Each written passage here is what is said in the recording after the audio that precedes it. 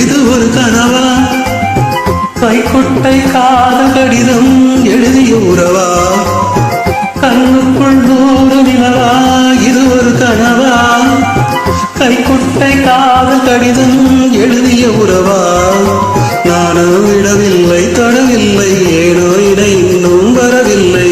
ஐயர் வந்து சொல்லும் தேதியில் நான் வார்த்தை வருமா? ஐயர் வந்து சொல்லும் தேதியில் நான் வார்த்தை வருமா?